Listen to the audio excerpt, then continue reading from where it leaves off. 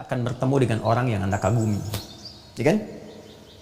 Yang Anda sering dengar masukan, nasihat, macam-macam. Atau Anda akan bertemu dengan pimpinan yang Anda kagumi, ya, di kantor, di kegiatan, di pekerjaan, dan sebagainya.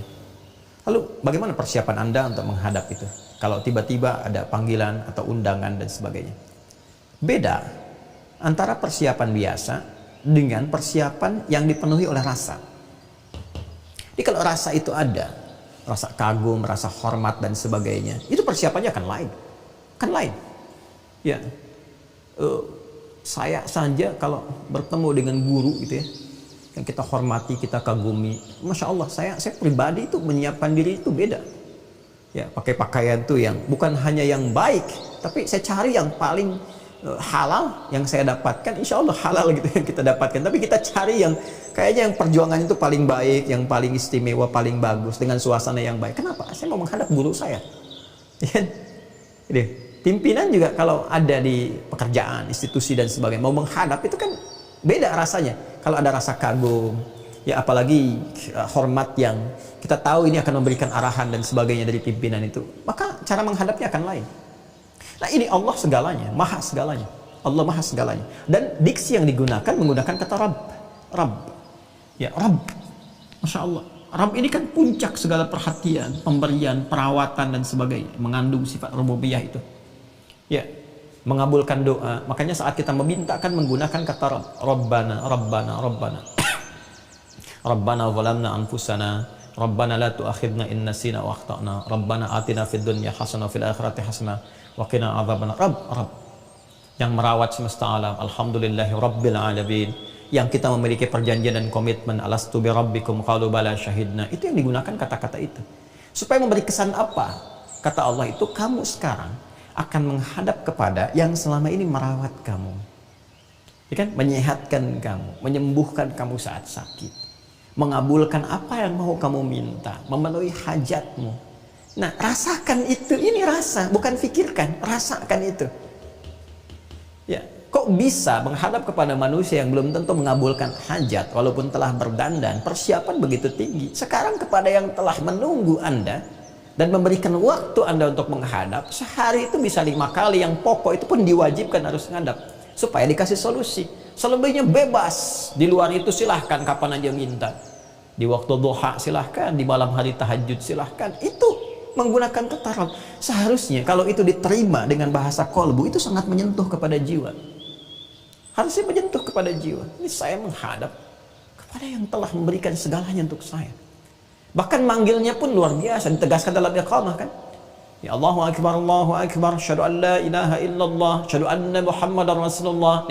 Asyhadu an la ilaha illallah, asyhadu anna Muhammadar Rasulullah. Itu kan komitmen pertama rububiyah kita dalam kandungan.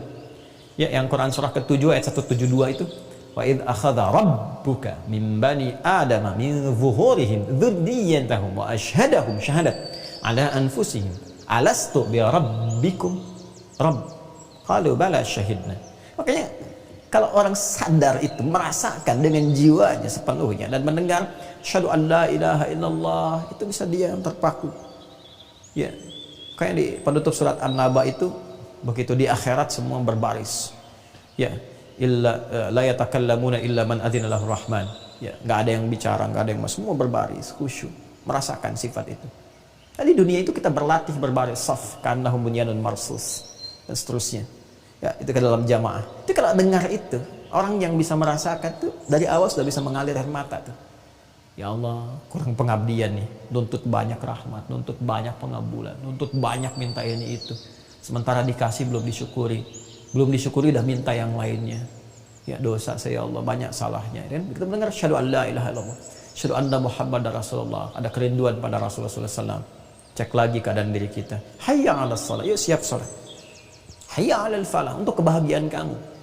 Bukan untuk memberatkan kamu, untuk kesuksesan kamu. Itu kalau dihadirkan dalam jiwa kita, tunduk kita.